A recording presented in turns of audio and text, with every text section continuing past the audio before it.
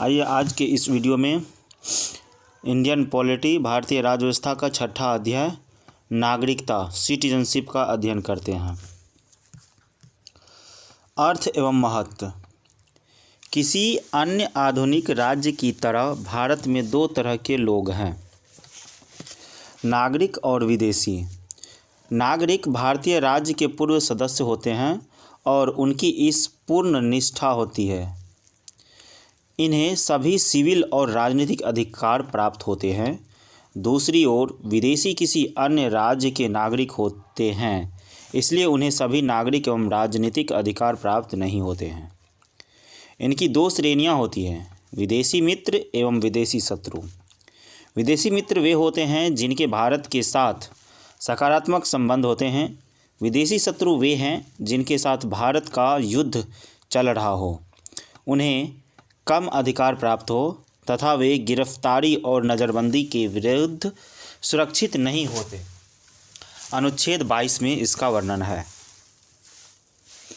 संविधान भारतीय नागरिकों को निम्नलिखित अधिकार एवं विशेषाधिकार प्रदान करता है, विदेशियों को नहीं। धर्म, मूल, वंश, जाति, लिंग या जन्म स्थान के आधार पर विभेद के विरुद्ध अधिकार, अनुच्छेद 15 में वर्णन है इसका। लोक नियोजन के विषय में समता का अधिकार, अनुच्छेद 16 में वर्णन है। वक् स्वातंत्र एवं अभिव्यक्ति की स्वतंत्रता, सम्मेलन, संघ, संचरण, निवास व व्यवसाय की स्वतंत्रता, अनुच्छेद 15 में। अनुच्छेद 19 में इसका वर्णन है। संस्कृति एवं शिक्षा संबंधी अनुच्छेद अधिकार, संस्कृति एवं शिक्षा संबंधी अधिकार, अनुच्छेद 19 एवं 30 में वर्णन है। लोकसभा और राज्य विधानसभा चुनाव में मतदान का अधिकार, संसद एवं राज्य विधानमंडल की सदस्यता के लिए चुनाव लड़ने का अधिकार और सार्वजनिक पदों जैसे राष्ट्रपति, उपराष्ट्रपति, उच्चतम एवं उच्चतम न्यायालय के न्यायाधीश, राज्यों के राज्यपाल, महान न्यायवादी एवं महाधिवक्ता के योग्यता रखने का अधिकार। उपरोक्त अधिकारों के साथ नागरिकों को भारत के प्रति कुछ कर्तव्यों का भी निर्वहन करना होता है।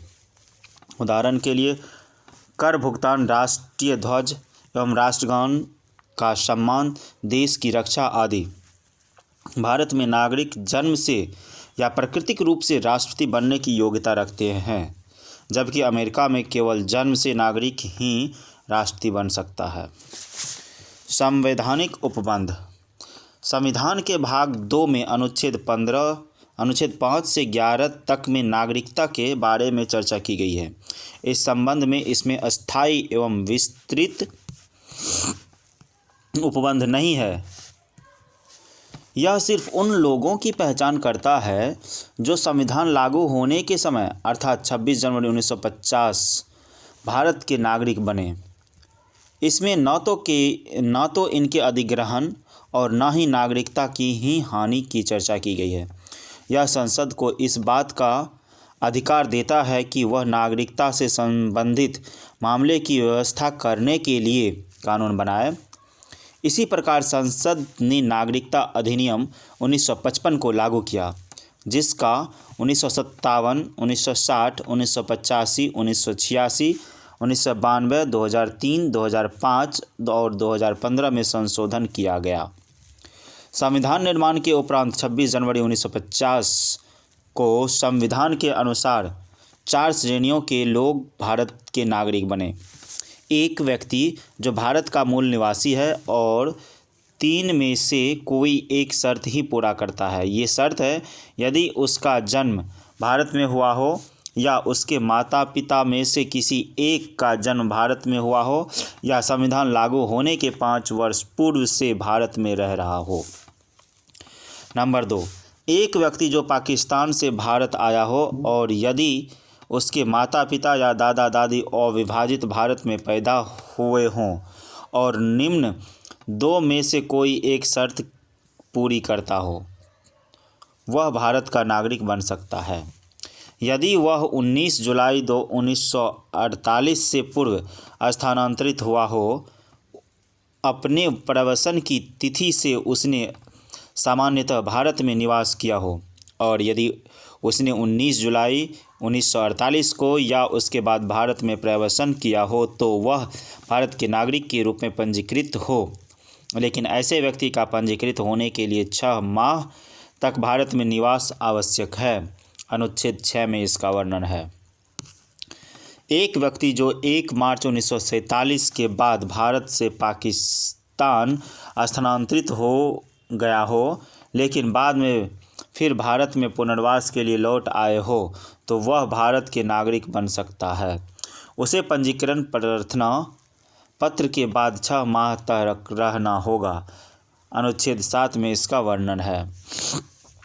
एक व्यक्ति जिसके माता पिता या दादा दादी अविभाजित भारत में पैदा हुए हों लेकिन वह भारत के बाहर रह रहा हो फिर भी वह भारत का नागरिक बन सकता है यदि उसने भारत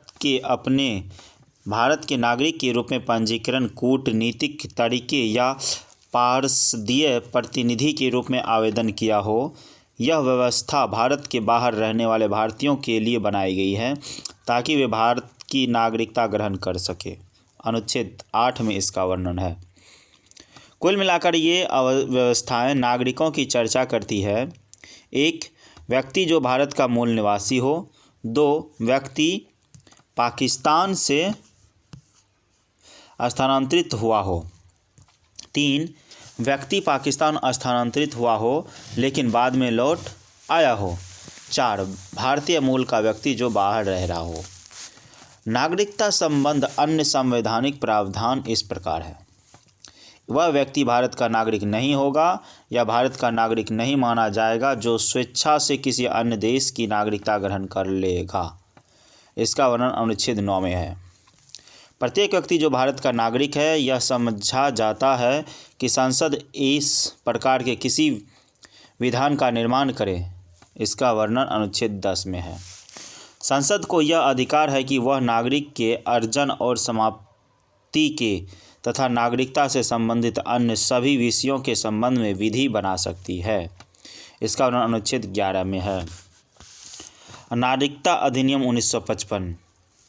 नागरिकता अधिनियम 1955। नागरिकता अधिनियम 1955 संविधान लागू होने के बाद अर्जन एवं समाप्ति के बारे में उपबंध करता है।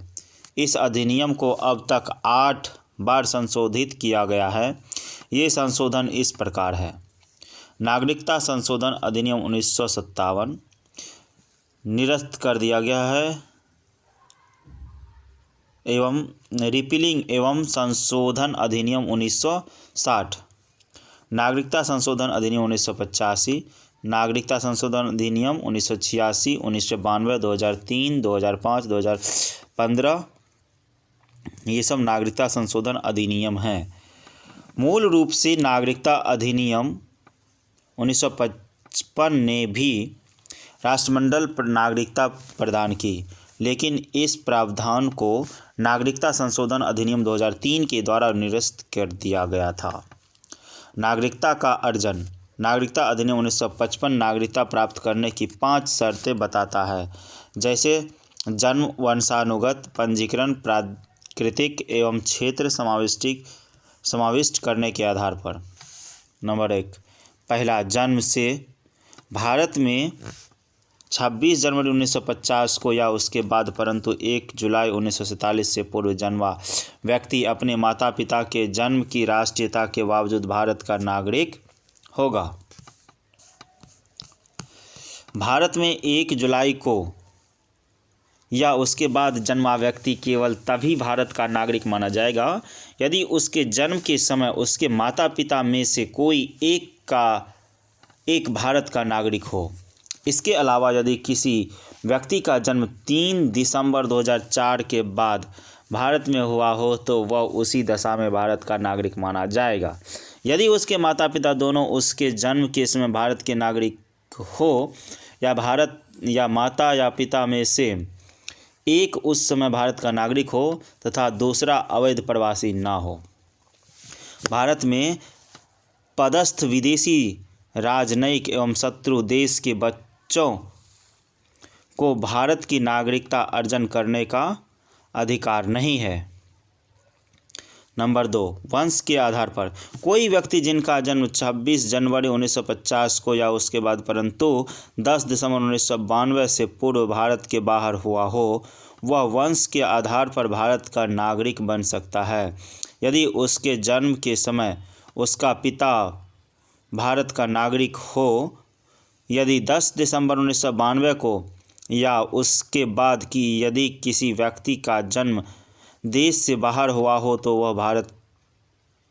वह तभी भारत का नागरिक बन सकता है यदि उसके जन्म के समय उसके माता पिता में से कोई एक भारत का नागरिक हो।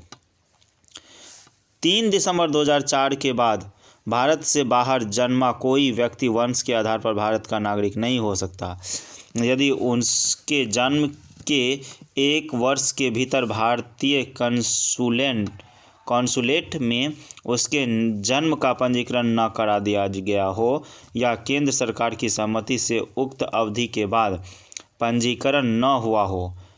इस प्रकार के बच्चे का भारतीय कॉन्सुलेट में पंजीकरण कराते समय आवेदन पत्र में माता पिता को एक आशय का शपथ पत्र देना होगा कि उनके बच्चे के पास किसी अन्य देश का पासपोर्ट नहीं है। पुनः एक नाबालिग जो वंश के आधार पर भारत का नागरिक है साथ ही वह किसी अन्य देश का भी नागरिक है, तब उसकी भारतीय नागरिकता समाप्त हो जाएगी जब तक कि वह अन्य देश की नागरिकता या राष्ट्रीयता का परित्याग वयस्क होने की 6 माह के अंदर नहीं कर देता।